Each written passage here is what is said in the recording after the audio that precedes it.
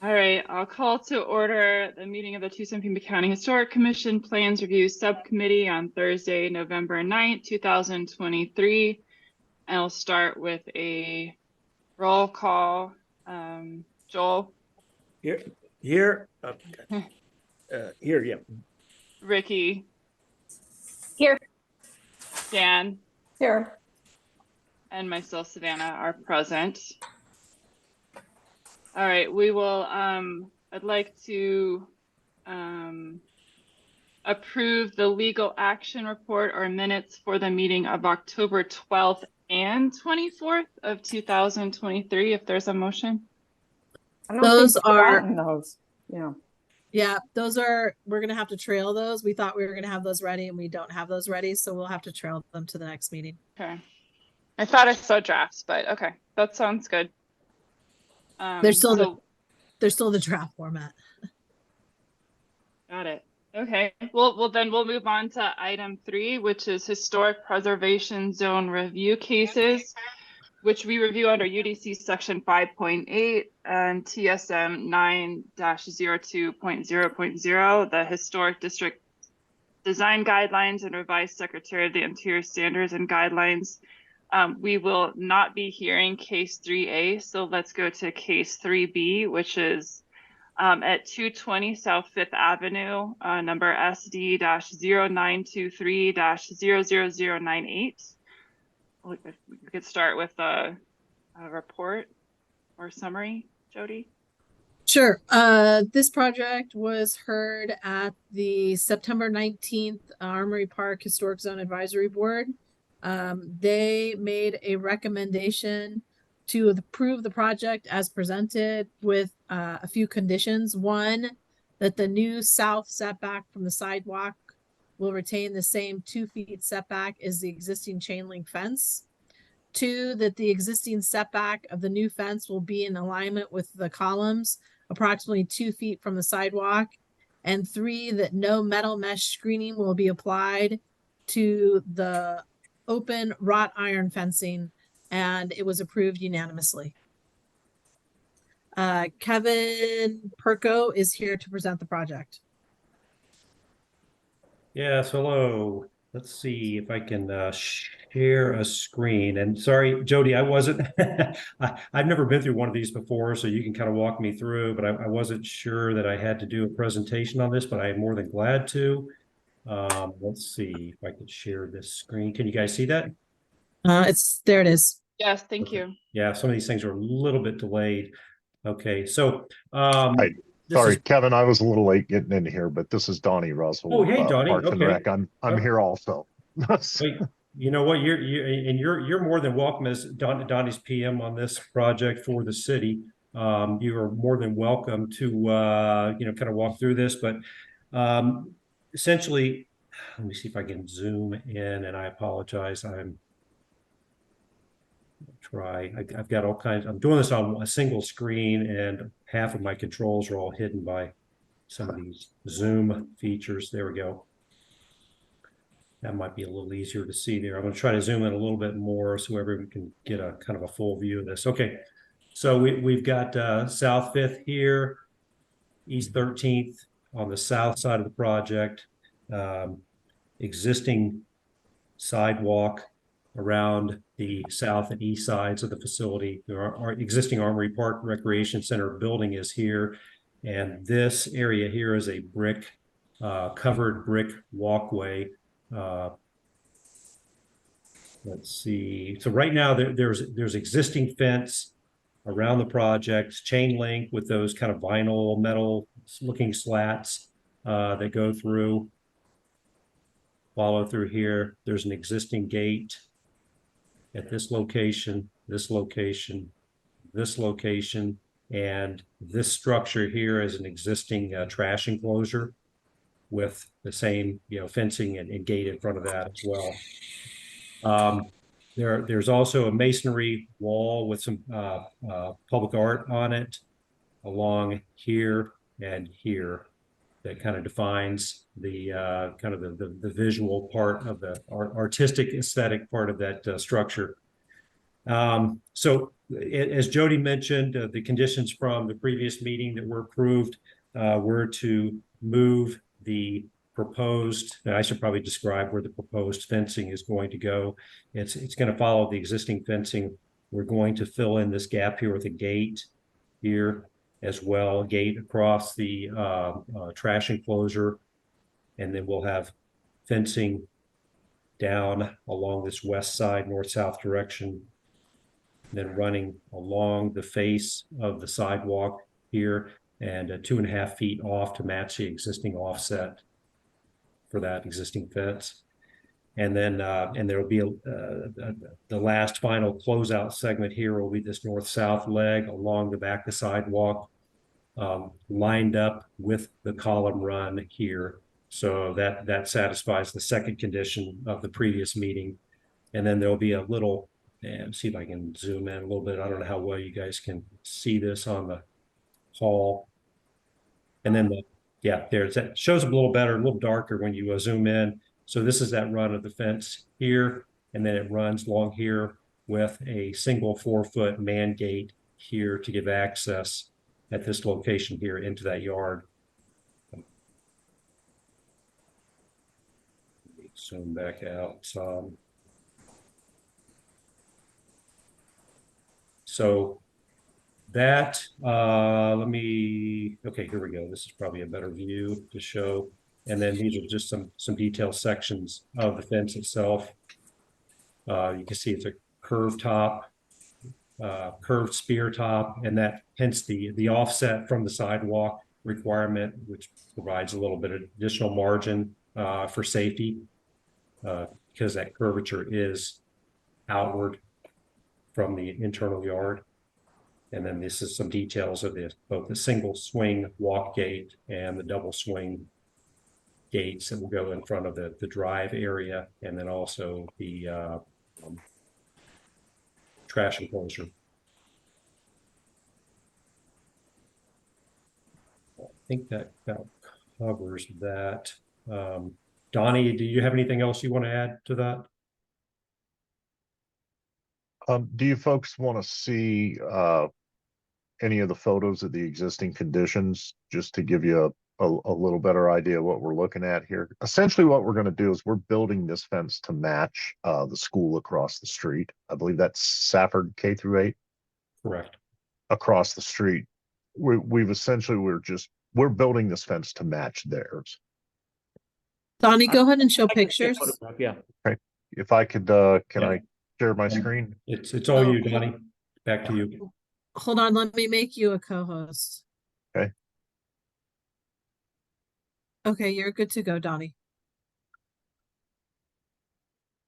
All righty. So.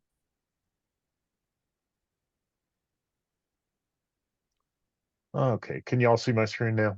Yeah. So here's the existing chain link fence that I believe was probably put up without permits, but will be going away with the new fencing. And here's the mural on the existing wall that they were speaking about. Looks like this may have been taken when there's been some vandalism on it. If you look on this corner. And kind of the fence is going to run almost actually the north-south part is going to run almost in line with this telephone pole. And then we stay behind the sidewalk 2.5 feet for the neighborhood's desires. And then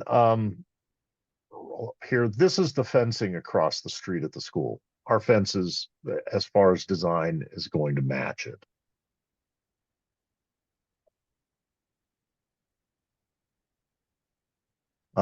Any questions? Anything we can answer for anybody?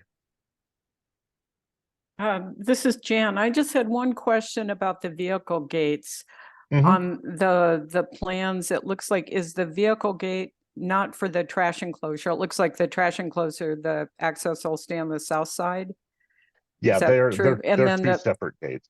Yeah, and then there's a gate then on the far, I guess, west end at the south corner, kind of, that'll be the vehicle access, is that right? And then the idea is you have surface parking up in there coming in from the west end, is that what's going on, or? Correct. Yeah. So the new fence line. Well, so here's the dumpster enclosure. It has its own separate gate, and then the new fence comes off of what would be I guess the east wall of the trash enclosure. And yeah, the vehicle access will be in here. Will be through this double gate.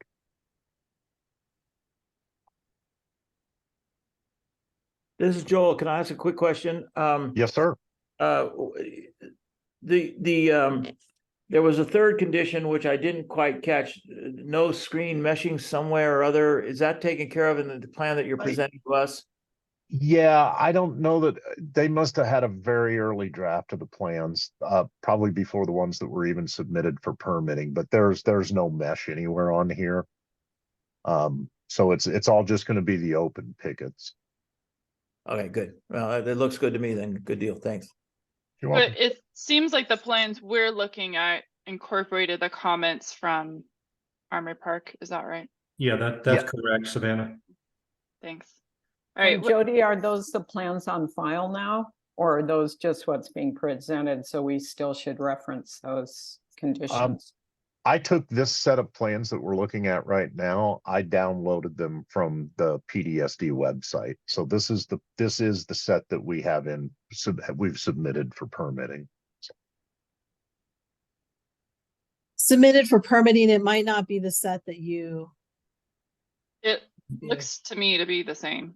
Yeah, Jody, those are the ones after our last meeting. I went ahead and made those changes. I believe it was that same evening, and then went ahead and updated those in the portal. Well, is there any harm in us in calling those out, just if that's what we want to do? No. If there's uncertainty about the plans on record. I would just call out the ones.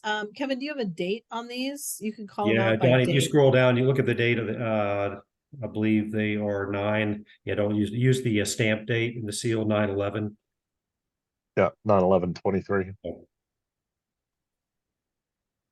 And you can call that date out in your motion. Okay. But those weren't the plans that Armory Park saw more recently? No, because they updated them after Armory Parks. But they said they're 9/11. Hey, let me give me a sec. Let me jump out. If I can here. It just seems like it might be safer just to call them out if that's. I just walked by there this morning, and what Armory Park was calling out made good sense to me.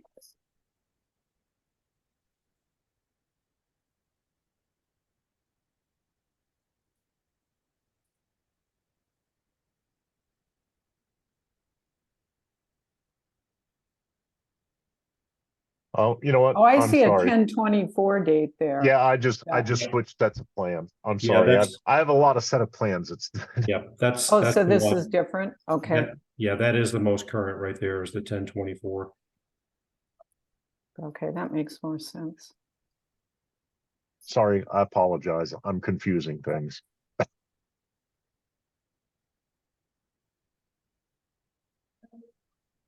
All right.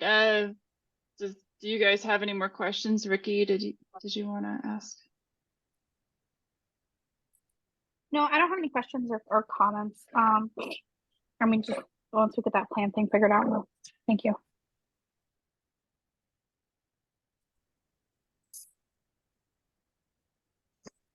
Well, Jan, are you ready to make a motion? Yeah, and just we're on the same confirming page. then if we're comfortable with the comments that Armory Park made and have been appear to be incorporated into this 10/24 revised plan set, we'll just reference those then as part of our recommendation, if that's okay with others. This is Ricky. I'm okay with that. Okay. In the matter of SD 0923-00098, 220 South Fifth Avenue, construction of an 8-foot wrought iron fence at the south side of the building. This is a full review in the Armory Park Historic Preservation Zone. of a non-contributing resource to rehabilitation standards. We recommend approval of the project as presented based on the plans that were revised on 10/24/2023. Second, Thank you, Joe. All right, I will take roll then. Joel Ireland, yes. Jan Mulder, Aye. and Ricky Riojas. Aye. And Savannah McDonald also votes aye. It passes 4-0. Thank you. Thank you. Thanks, everybody. Appreciate your time. Thank you. Thanks. Uh-huh. All right, Jody, did the applicants for 3C and 3D arrive? They are here. Okay. Yes. So next we'll go to agenda item 3C. At 826 North 7th Avenue. And this is under two numbers. Are we hearing them at the same time or at back to back? It's probably the city made him submit. One is for an ADU. There's three items. It's an ADU, a garage, and some window replacement on the main house. And the city made him submit the garage and the ADU separately, but they're kind of all together, so it helps to just have them all heard together. And then what I would recommend, which is what West University did, is just make 3 motions: one for the windows, one for the ADU, and one for the garage. Okay. All right. Sounds good. Is there a staff report on it before we have them present, or what do you want to do? It was, we don't have the minutes for them, but I went back and I listened to the audio to make sure that I got it right. It was heard by West University Historic Zone Advisory Board at their October 17th meeting. They, as I mentioned, had 3 different motions. One, for the windows, they approved them as presented. One for the ADU, which they approved as presented, and one for the garage, which they also approved as presented. So they were pretty on board with everything. And the applicant, Greg Vitek, is here to provide the presentation. And Greg, I will make you a co-host so you can share your screen. There you are. Thank you. You should be ready to go. Okay. How we presented this during the West University Historic Review Board meeting was windows first, and then the ADU and the garage, because the windows are on a contributing structure and ADU and garage are new construction. So I think I'll go through it that way as well. They're all in the same packet, so I'll be jumping around 3 times, unfortunately, but that's just the way we had to submit it. So the first project is window replacement at 826 North 7th. The windows, here's an elevation that was previously drawn by others of the property. All windows will be replaced. They're currently wood windows in pretty bad shape, and they will be replaced with aluminum clad wood windows to match the existing color and dimension of these windows. The double windows that you see, for example, in this picture or in this picture, will be retained, so that center post will still be maintained. We decided not to go with a full wood window just because of future maintenance. But we are using, and this is another elevation, street facing and alley facing. We are using Weather Shield Premium Series windows. Here's an example here. This is an interior view. We will not be having any mullions or muntins to match the existing, but it will be a double hung unit. And we're going with this blue color that's outlined in red. A few windows will not be replaced in the structure, and those will unfortunately be the ones The hideous ones that you see here that are in vinyl, the reason those aren't going to be replaced is because those were previously replaced with double pane insulated units, and the property owner does not want to replace those at this time. Every other window in the structure that you see will be replaced, all of the historic windows. What else? I think that's probably all the information that we need for that particular review. And then we can move forward with the other two, if that's. Do you have a picture of the front yard from the front? Yes. This is the street facing elevation.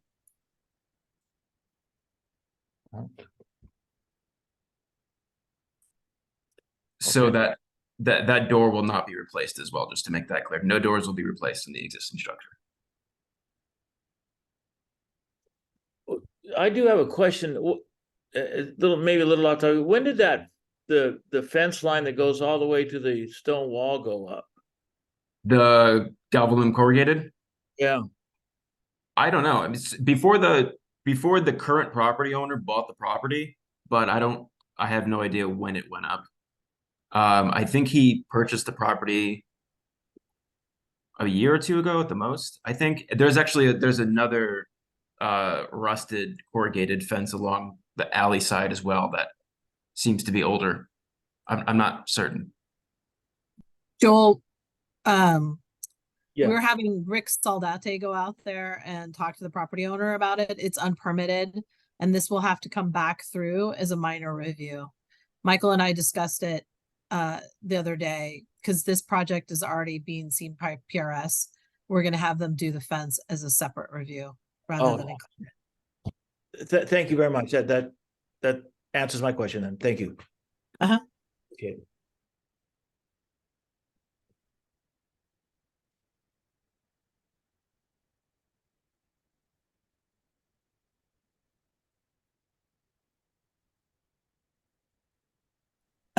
So I think the option is if you wanted to make a motion now for the windows, or did you want to hear the rest of the projects? And then at the end, you can make 3 different motions. Hey, Jody, Yes. depending on, if depending on the nature of our motions, would it make sense, or would it be okay if we combine the windows in the garage into a motion, since that's how they're permitted? You can do that. That's your prerogative. You can do that. Okay. I would just make sure to call them out specifically. Yeah. Yep. Yeah, we can see if we have any other comments, but it just occurred to me, since it's permitted that way. Anyway. Well, It's- since the it's- project yeah. is seeing, like, we're seeing it all at once, it makes sense, I think, to do the motions at the end. I like the idea of doing the garage and windows on the same. That way, if it is permanent like that and it's agendized like that, so let's do that. Thanks, Okay. Greg. You can keep going. Cool. All right, so starting from the top again, 2 new structures will be placed in the rear yard. So for context, this is the existing aerial. All of the trash that you see to the east in that yard there is no longer existing. The property owner removed that upon purchase. There will be a shed and an ADU, both placed in the rear yard. Neither of the structures will be visible from the street, so from 7th Avenue. And along Faro, which is the alley to the east, there, as we just spoke about, there is an existing rusted corrugated metal fence with a gate. So access will be from Faro. Access will not be from 7th. In general, the dimensions of the garage, this is a single car garage. It's 27 by 13. The highest point is 10'9" at the gable. The ADU is about 24 by 42, and the highest point is about 14'8". Both of those heights are lower than the existing residence, and they're to scale with some comparable accessory units in the neighborhood. Sorry, in the development zone. So the site plan in general looks like this: existing residence to the left, and proposed 2-bedroom ADU and proposed 1-car garage to the right, to the east, with access off the alley. This is just showing the floor plan in relation to the surrounding property lines and the alley. And let's get to, here's an axonometric or an isometrics just showing the context. So one of the elements we wanted to incorporate was an alignment with an existing, although abandoned, accessory accessory structure to the north. It's also a contributing structure. So we aligned the garage and part of the ADU with that existing elevation. And as I said before, neither of these structures are visible from 7th Avenue. And we also, as you can see in this photograph, we tried to align the gables with the orientation of the gable on the existing structure. There's a different composition, but we tried to sort of honor that. Here are those elevations from a site perspective. So the east site elevation you see, C3, would be the elevation from Faro facing into the property. And then C4, the west side elevation, would be the elevation of the new structures as you exited the existing residence. So moving forward, there's the property in relation to the development zone, and there are multiple accessory units or accessory structures of a similar size in the development zone. This right here, B, under 830 North 7th, this is that existing accessory building that I was speaking about previously that we'd like to align with. Currently it is abandoned, but it's a contributing structure, so we found that to be important. This C, picture C under 122 East 2nd Street is an accessory dwelling unit or a casita of a similar size to the one that we are proposing. There's another one at 25 East University of a similar size and proportion. And there's some other somewhat dilapidated, but similar in proportion. For example, B and C on 829 North 7th, garages, single car garages in the development zone as well. So for the materials, we will be using the same windows, the Weather Shield Premium Series that we'll be using to do the window replacement on the existing main residence, and color will be to match. And the one patio door that will be facing it won't be facing Farrell, it'll be facing the existing residence, will be a aluminum clad wood double door to match. We decided not to go with Pella, so skip that for now. The doors of the ADU, and there's a man door on the garage as well. That'll be a trim light solid wood panel door. And we're proposing a roll up manual operated Galvalume garage door facing Faro, which doesn't necessarily have any type of comparison within the development zone, but there are a few examples just slightly north of this development zone in the West University Historic District. And the sort of finishing materials that we'll be using on both buildings to match will be a white stucco sand finish, cement stucco to match the existing residence. We'll be using a corrugated roof, Galvalume corrugated roof. And we're going to be painting our eaves to that sort of blue color to match the existing residence, so that there's some semblance of consistency and proportion and aesthetic similarity between the existing property and the proposed properties, or the proposed structures. And I think that's probably all I have to present for that. And any questions you guys have, I'll answer.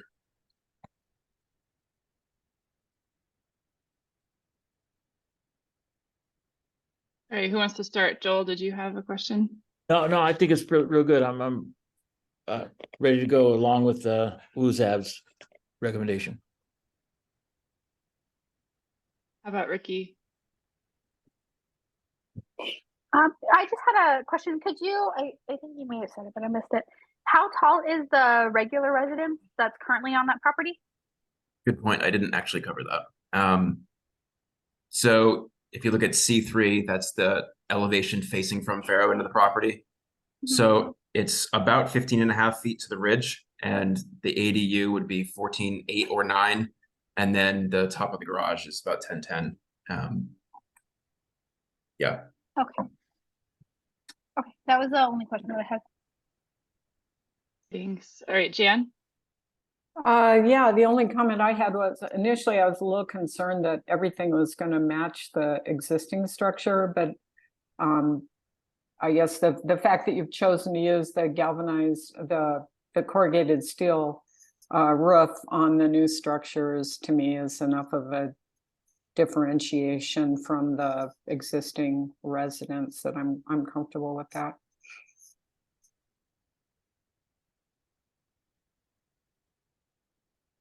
Okay, well, thanks. Yeah, I don't have any further comments or questions. It was a very clear presentation. Thank you.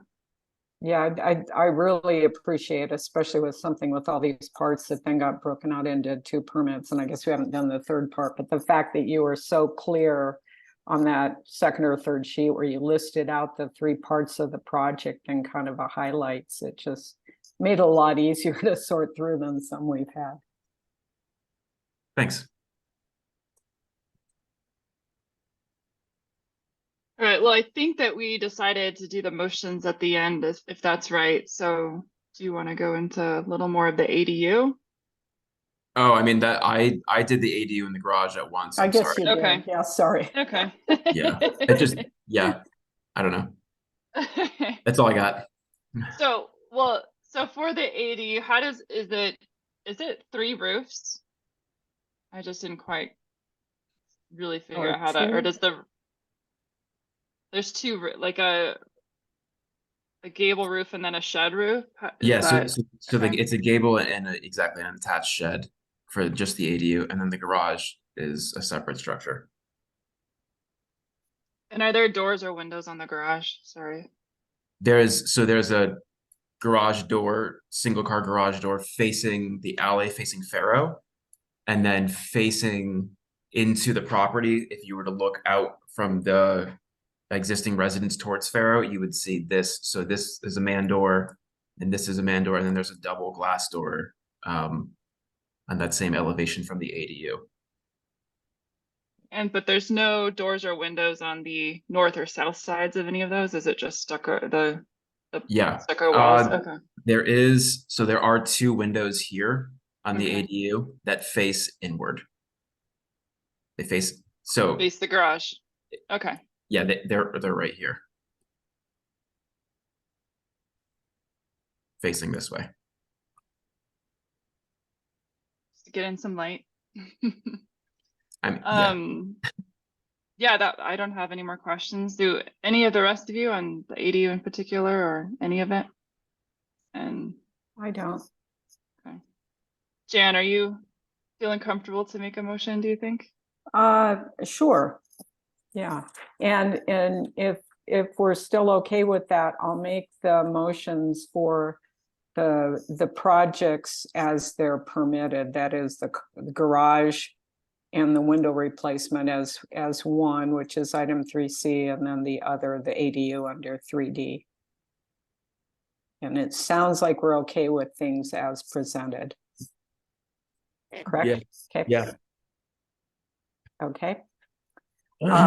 In the matter of item SD-0923-00104 at 826 North 7th Avenue, construct a detached 1-car, 1-story garage and window replacement on the main house.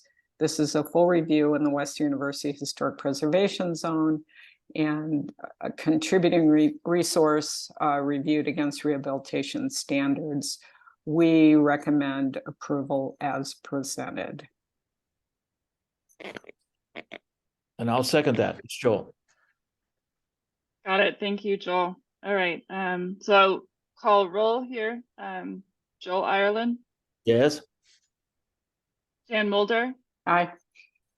Ricky Riojas, Aye.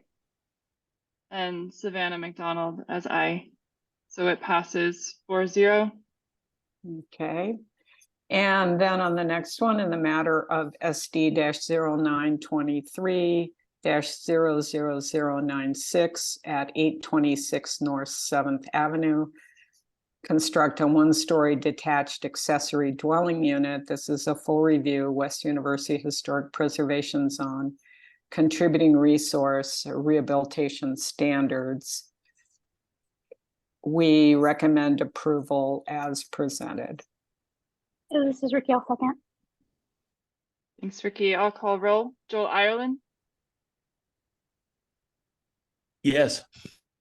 Dan Mulder, Aye. Ricky Rojas. Aye. And Savannah McDonald votes aye, and it passes 4-0. Again, thank you, Greg, for the Yeah. very thorough presentation. It was clear. Yeah, thank you. Get the work. Thanks, everyone. All right, so moving on back to the agenda, item 3E, which is at 140 North Main Avenue, number SD-1023-00115, repair of exterior cracks and stucco. Full review under the El Presidio Historic Preservation Zone.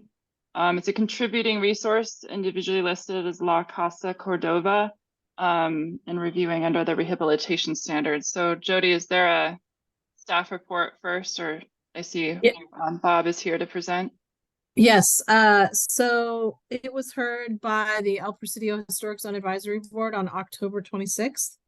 There was a motion to approve the project as presented, and it was passed unanimously.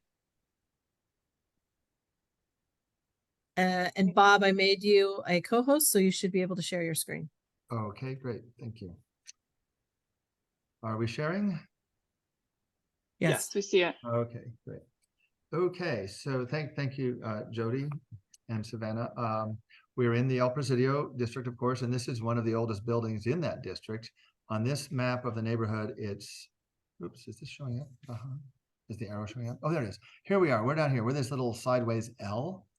And it's believed that the oldest rooms in the Casa Cordova go back to the 1840s. There's been dendrochronology done on the south wing of the L.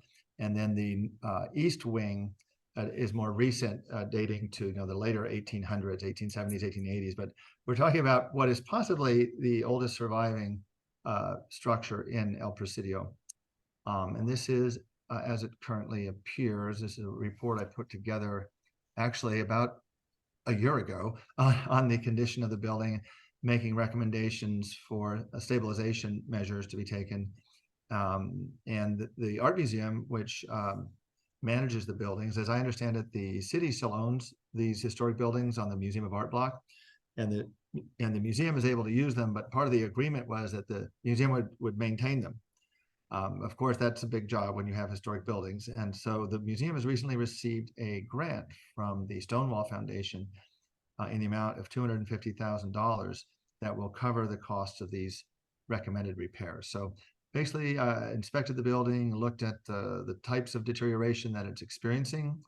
Some of it is severe. At the base of the south wall, we've got adobe essentially turning back into dirt, which adobe wants to do in the worst way when it comes into contact with moisture. Again, repeated cycles of wetting and drying is what breaks down adobe. We have some plaster separation at the joint between the south rooms. These are the oldest rooms here, we think, 1840s, late 1840s. And the newer ones, only 140 years old instead of 170 or 180 years old. And I was assisted in my assessment by Ken Scoville, our preservation watchdog of downtown, who has been inspiring us on to get this organized. There's a number of different things going on in terms of erosion of the west wall, some settlement and collapsing of the brick paving in the courtyard, all of which we will address, having to do with mesquite trees snaking out their roots to try to get water. Detaching plaster panels.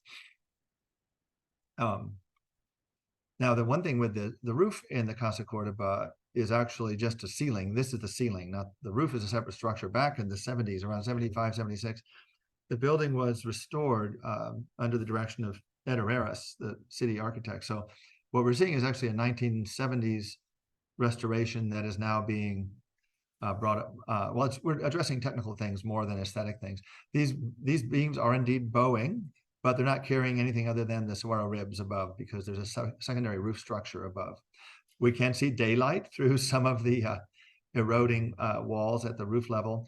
And we have the classic rising dampness and salt erosion that takes place with adobe buildings over time.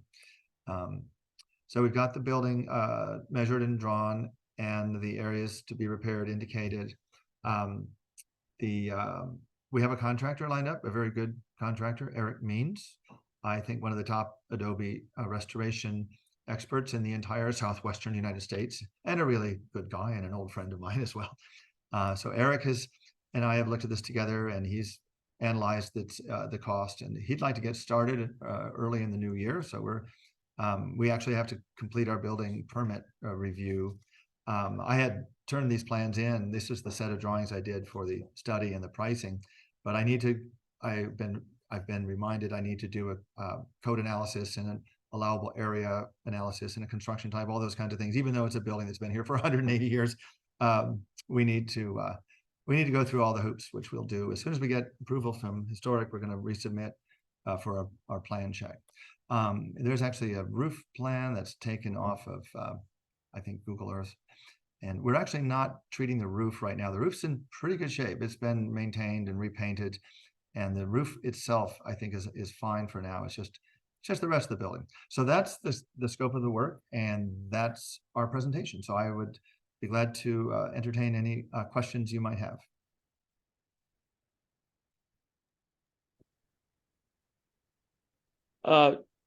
This is Joel. Can I start, Savannah? Absolutely. Okay, good deal. So, hi, Bob. Good to see you. So, can you?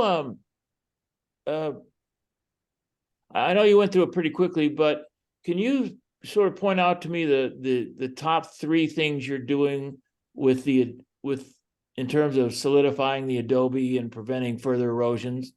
Yeah, I kind of glossed over this. Yeah, I will confess I glossed over that. Essentially, we've got some foundation repair, which we will do with compatible materials. We replace like with like materials. The exterior plaster is a lime and a sand plaster that was put on about 1996. So what's that? 27 years ago.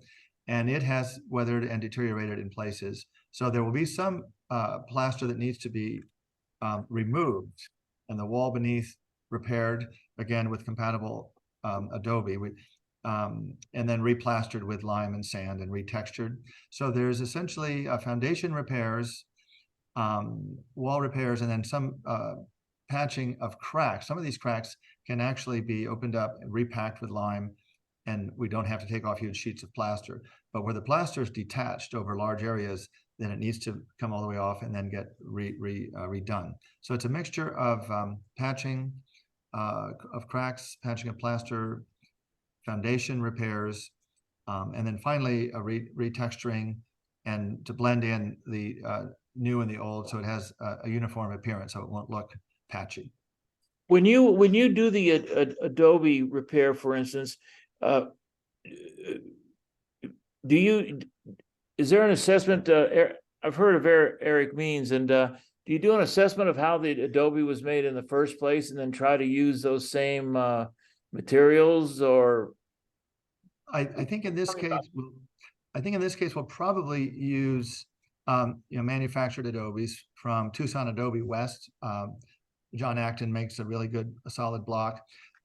Certainly the adobes in the old house were made right in the backyard, right? And they're very silty, and they're they're somewhat soft.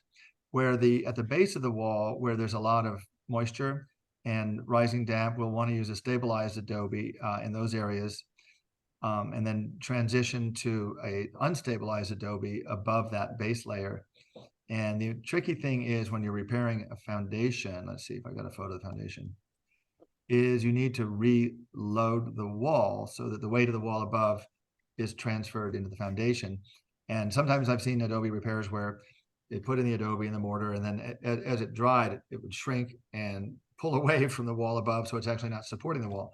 But Eric is really skilled at reloading the wall by using a series of either maple wood wedges to drive into the mortar so that it doesn't shrink away, or what we call rajuelas, which are either stone or broken clay brick fragments that you push into the mortar in order that it doesn't shrink away from the wall that it's supporting above.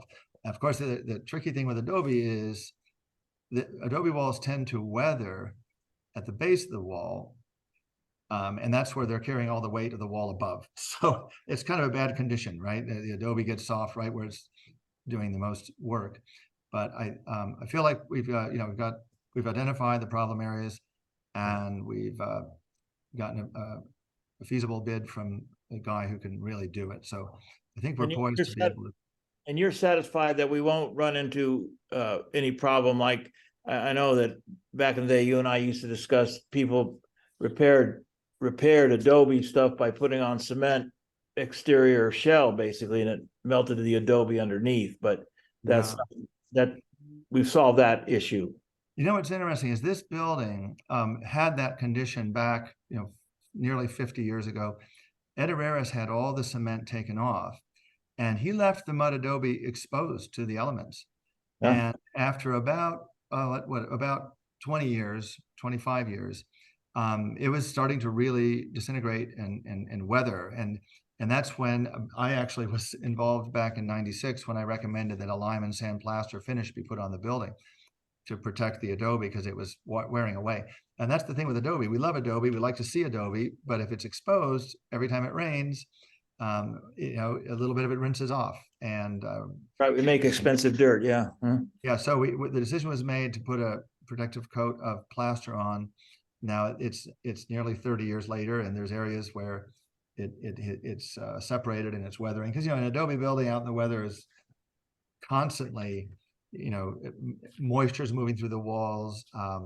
You have cycles of heat and cold, wet and dry, and that's what works on adobe buildings and breaks them down. And it's necessary to periodically repair them. So appreciate it. Thanks. Appreciate your work on this. Thanks. Well, thank you, Joel. All right, other commissioners, do you have questions? Jan? No, I don't really have any questions on this. Looks great, and feels like we're on a roll today with really clear presentations, and that's wonderful. Thank you, applicants. Yeah. How about you, Ricky? Any comments or questions? I do not have anything. Thank you for the really clear and concise presentation. You're welcome. I just had a few, Bob, and it was just about just mostly curious what the use of the building and the mechanical system, or is there one? I noticed there was a big duct on the roof. But is it storage or are people actually working in there? So yeah, the building, unfortunately, for the last probably 15 years has not been used by the public except for one room, which is where they have a Christmas nativity scene set up. Let me go to the floor plan here. So in looks like room 6 on the northeast corner. Let's see if I can spin this around here. There it is, right there. This room actually has a nacimiento or Bethlehem set up here. This is actually a plexiglass partition. So people viewing the nacimiento would come into this zaguán, enter here, and see the nacimiento. There is an air conditioner here that was added again about 15 years ago, primarily to cool the nacimiento, because it's been there for decades, the nacimiento, going back to the 70s. And I cannot remember the name of the woman who used to set it up every year. She would take it down, dust it, and re-erect it in slightly different ways. But she's passed away, unfortunately, a few years ago. So now the nacimiento is set up, and they want to just keep it set up. So the air conditioner, which has an air filter on it and everything, is actually providing air to this wing, to the east wing. And there were some plans or some thoughts about using this old building as sort of a museum of the city type installation where you'd see each room would have displays on different periods of Tucson's history. But I think that was a couple of museum directors ago, and it just never came to fruition. At one time, this was essentially an historic house museum with furniture and displays. But for probably, I think it is 15 years ago now, they closed that function down. But definitely the building needs to be, put back in use and reinterpreted, which I think is the highest and best use for an historic building, is to get people in it, to experience it. And I know there's a new director at the Tucson Museum of Art who has come here from Rhode Island, actually, where she had an historic house museum. And I believe once we get this building stabilized and refinished, there will be a move to make installations in it so we could get the visiting public back into it. Oh, thank you. And is the outhouse, will that remain operational? So or is the that outhouse- even operational? Oh yeah, it's not currently operational. There is a little, there's a toilet and a sink in there, but it's not being used. There's on this side, there's actually a little mock-up of the old-fashioned, bench type outhouse thing. It's not actually in use. But the this building in particular, which is exposed adobe, is really eroding at the base and in need of stabilization. But I think the plans for now are to leave this as exposed adobe. And it's more of a curiosity or a period piece, I think, than anything else.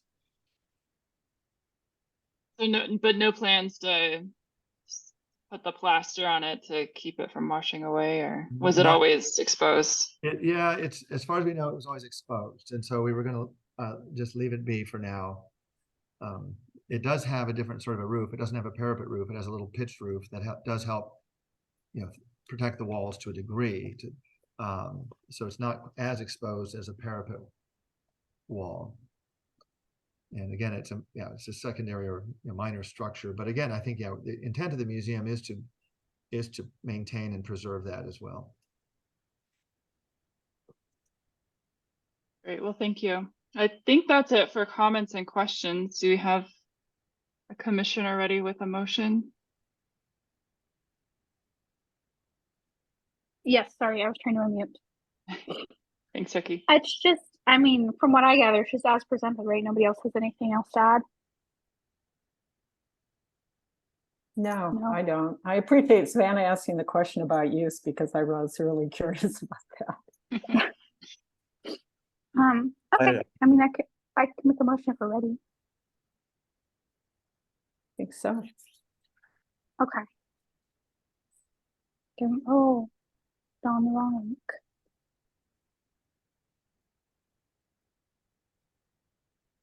Sorry. Let me go. Oh. 3E. Okay. On the matter of SD-1023-00115, 140 North Main Avenue, a motion to approve as presented. We have a second. I'll second. Great, thank you. I'll call roll. Joel Ireland, Yes. Jan Mulder, Aye. Vicky Riojas, Aye. and Savannah McDonald. I vote aye. So the motion passes 4-0. And thanks again. You're Rob. welcome. Thank Yeah, you. thank you. Nice to see Work. everybody.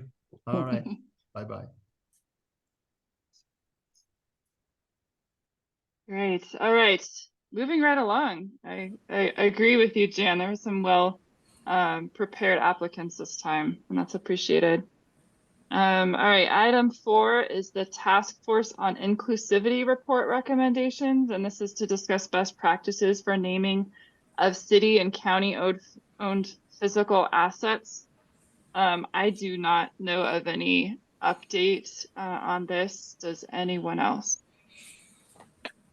No, we still haven't scheduled a meeting to do that yet. I Okay. don't know when that's gonna happen. Okay. Item 5 is current issues for information and discussion. 5A item is for minor reviews. Michael, do you want to provide an update on recent minor reviews? Yes, Madam Chair. Since we met the last time, we have had 3 minor reviews, all of them on site with Commissioner Ireland.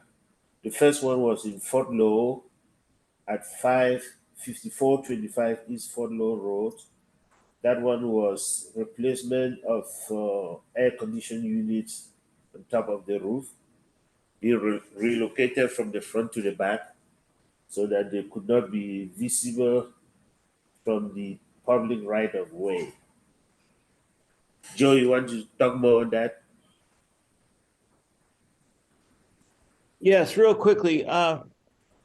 So this house, the current owner bought it some time ago, but the previous owner that he bought it from owned the place for 8 months or something like that, and put in a couple of air conditioning units, HVAC units, and ductwork that was not permitted and it visible from the road. Just really a hatchet job. And so we went and reviewed a new plan for placing those new AC units back in the back that are going to be hidden by vision lines and the parapet that goes around the front side of the house.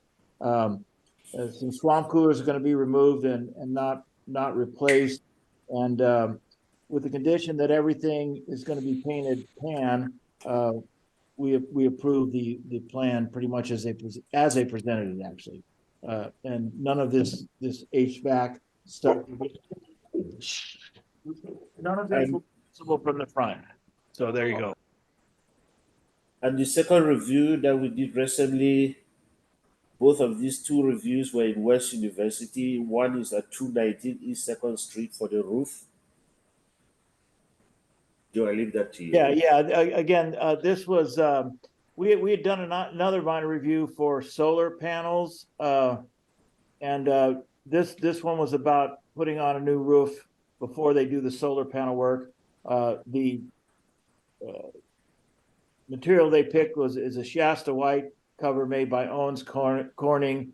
They're going to be a new style of vent put in that are pretty much invisible, and anything that's visible will be covered by the solar unit. So they're also removing a swamp cooler from the west side of the roof. So we approved it because it's pretty much like for like, and we'll be getting rid of some of the intrusions up there. And the last one was at 317 East First Street for a fence and gate.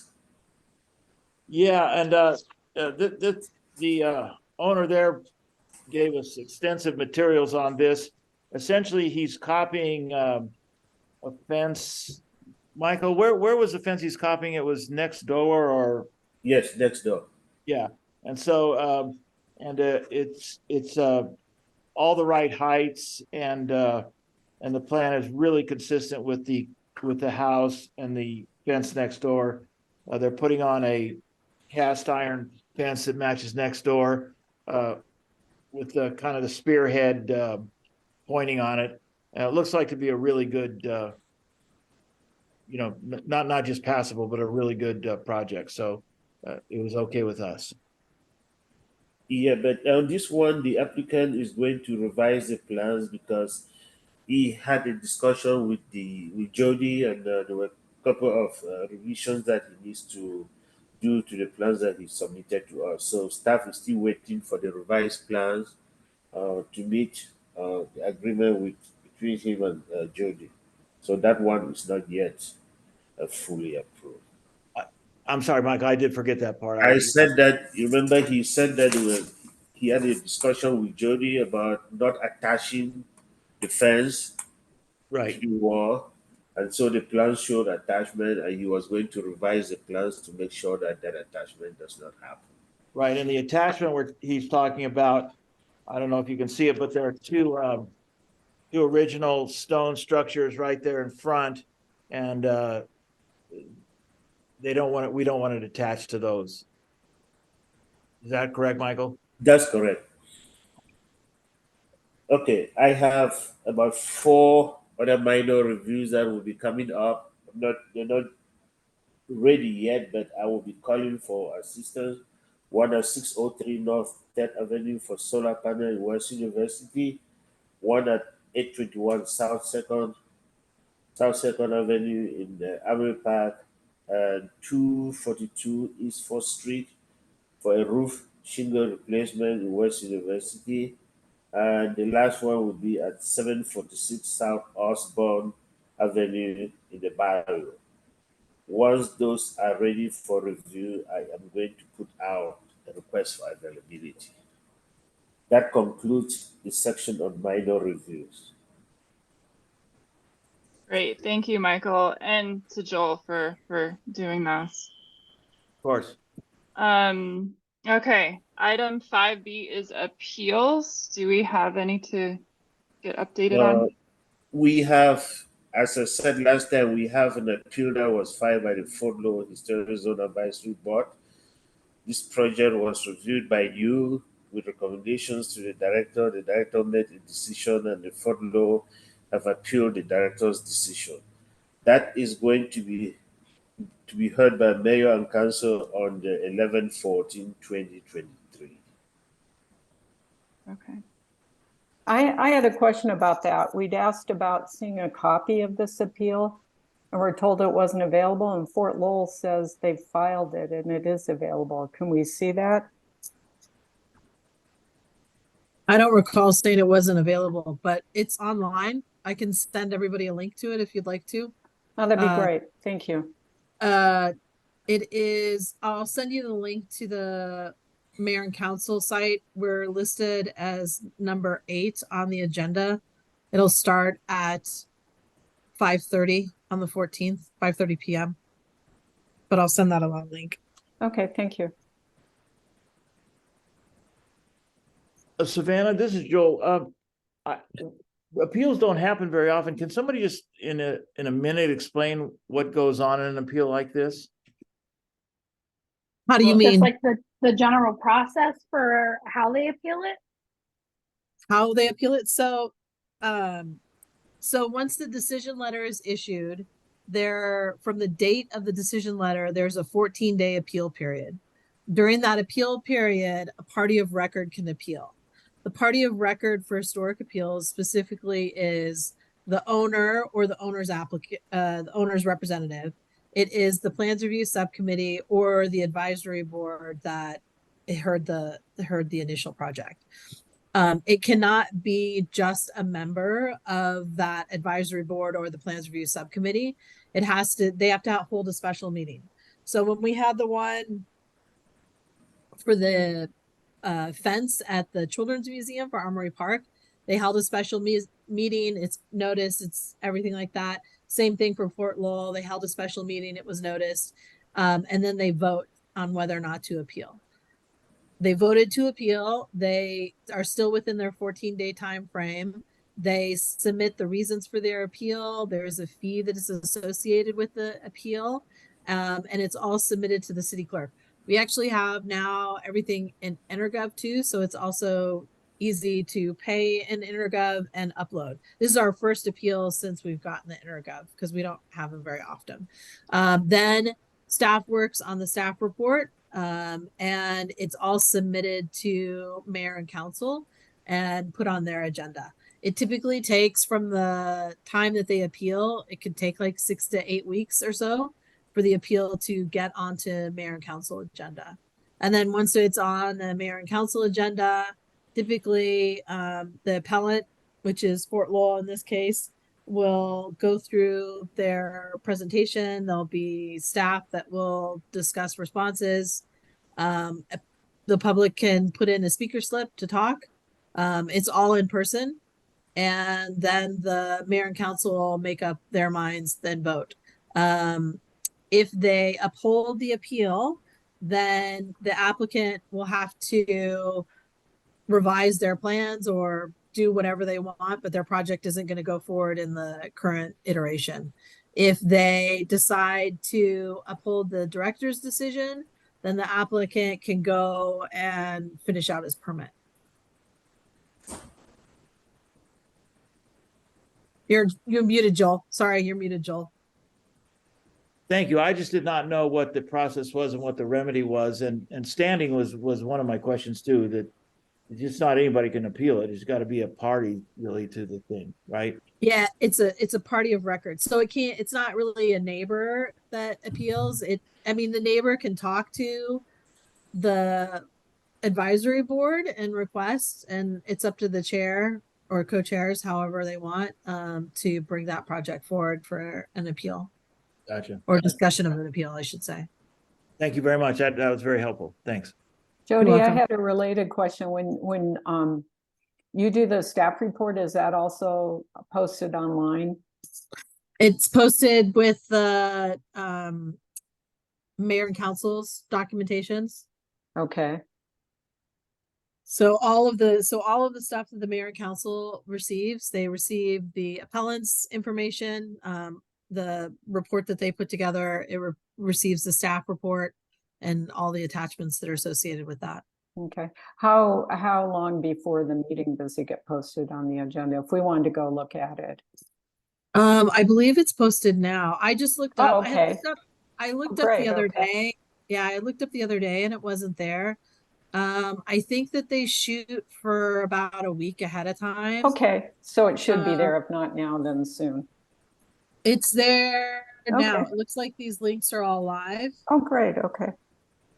So yeah, so there's a number of attachments. There's the mayor and council communication, and then all the attachments, and then the director's decision, and then the letter of appeal and associated materials from the Fort Lowell Fort Lowell Historic Zone Advisory Board, sorry.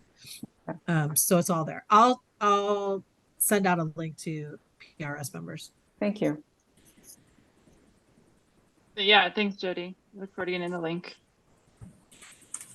Okay, moving on in the agenda, item 5Z, zoning violations. Is there an update on any new or ongoing? Yeah, we do continue to work with cases as they come to us. As you heard today, Rick Sadate, who is helping us with some of these appeals, is our contact person. So when we get a complaint, we pass it to him. He will talk to the owner and see what is going on. Typically, we'll bring it to you when it's due for review. We have a couple of them pending that will be coming your way very soon. Okay, great, thank you. Item 5D, review process issues. Jan, I think maybe you had an item to discuss here. You know, really, it's kind of today we saw really the difference of having well-informed and well-prepared applicants and how quickly things can move along. And the more that can be kind of screened before it gets to us, that they're actually complete. And I realize not that the bar was pretty high today, but just having that clarity, it's made a huge difference. And having meetings that go over 2 hours is hard, especially when you're not expecting it and you have other things planned. So I just appreciate applications like we saw today. It was a pleasure. And I agree. It was nice that it moved along quickly today. I will also add that everybody today that presented was also a professional architect. So this is what they do. And unfortunately, that's not always the case. When we get property owners, we have some that are really not very good. And then we have some that are slightly better. So it is a mixed bag of treats, so to speak. Yeah, I mean, I don't want to rehash, but I mean, just making clear, they know how to do Zoom. If they don't, they need to get somebody, and they have plans. And if they can't do it, they get somebody. And it doesn't have to be an architect, but it has to be somebody who can communicate. And I just, the more that message is clear to people, I think it helps with everybody's expectations. And we do encourage that. We do let everybody know that this is a process that's done via Zoom. You know, we go over the sharing your screen, and I'm more than happy if they can't do that I'll share my screen. They just need to direct me to what they want to talk to. It is, unfortunately, I don't know that I have the ability to require somebody to hire somebody else to move them through this process. But you know, it is something that we talk to people about Yeah. and give yeah. them fair warning. And I know it's sensitive, but we had that one that it's like, I know Yeah. you can't make them do certain things, but I think what you can do, and I know probably you have to worry about somebody going screaming to somebody else, but if somebody's submittal is truly inadequate, then you should have the authority to just tell them that and communicate what's needed. and there, I will refrain from talking about the inadequacies or not of that particular project, because that's not something that we felt was inadequate. But he did hire somebody else, so that'll be coming back through with a draftsman or architect. I can't remember which one, who should be presenting that. So Okay, great. hopefully we won't have that issue again. Okay, thank you. That's all. The other thing I want to add is we're slowly moving, we're having some hybrid meetings that are going on now. Fudlo is doing most of his meeting hybrid. Inside next week, we are planning to train at Armory Park on 11/15. So Jody and myself will be at the school to train so that Armory Park can also start having some hybrid meetings. So that will be the new thing that will be happening with Fudlo and Armory Park. Can we do ours as hybrid sometime in the near future? We have had that discussion with Terry. I can bring it up again with Terry, and we can have further discussions on that for sure. Okay. Does it have to be her that decides it, or can we just general vote majority say yes and we can start doing hybrid?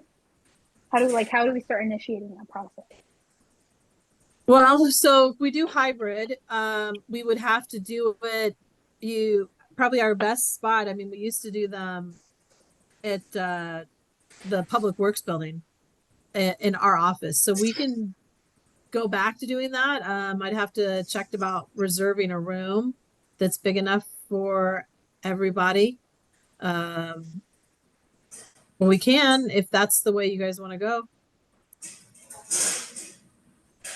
I can't remember, somebody brought up that maybe, and this was somebody talking about full commission, and the county, the restored county courthouse building had some conference rooms that were also set up potentially.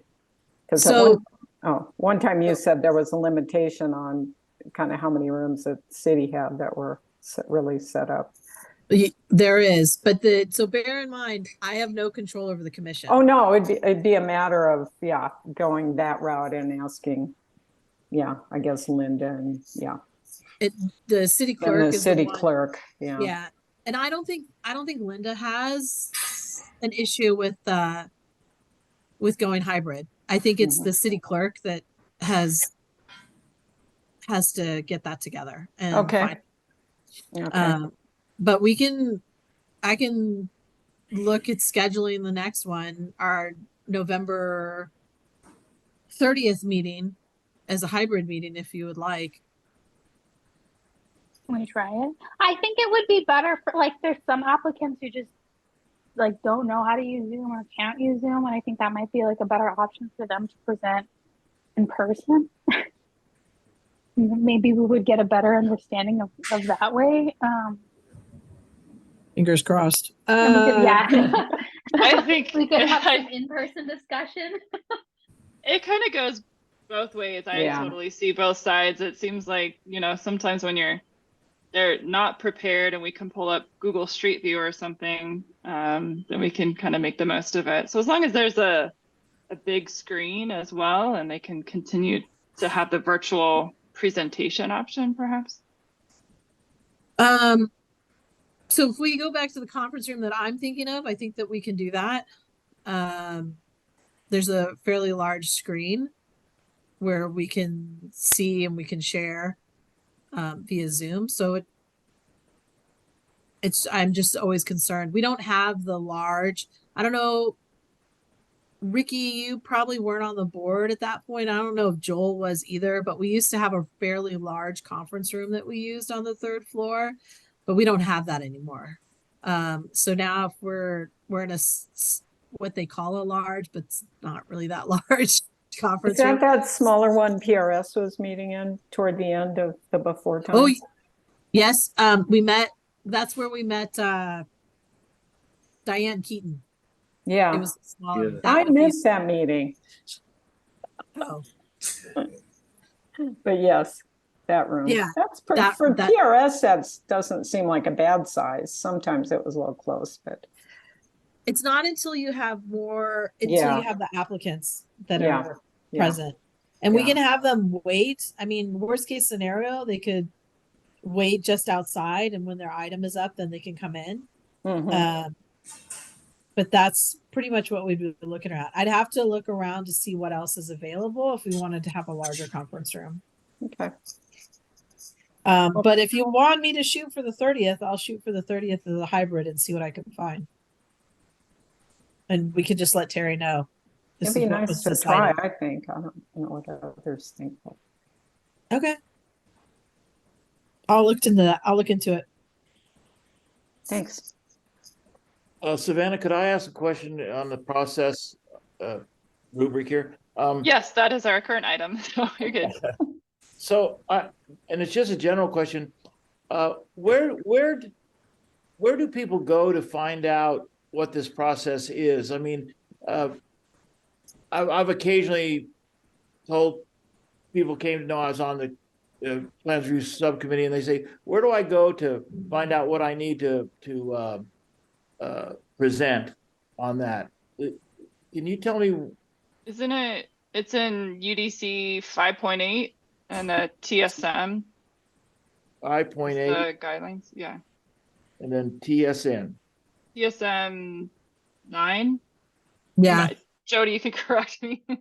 you're correct. It's 9.02, I think it is. So they can 902. also go I to our mean, and I'm asking this in terms of specific, like you got to have the historical,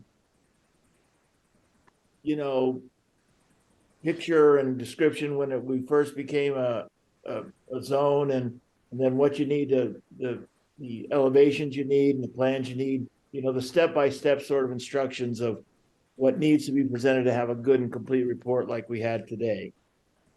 Where do people go to find? That's actually on our website. Okay. Yeah, so we have if you go to the PDSD website and go to the historic, there's a design review section, and there's links to what it's called the historic and special districts application instructions that list out for a minor review and a full review all the items that you need. There is also a flow chart that explains the process. Could you say I it can again? send it to you, Joel. Perfect. Thanks. That's good enough for me. Great. Okay. Thank you. Thanks. All right. Any other items you guys want to bring up as part of design review process issues? Okay.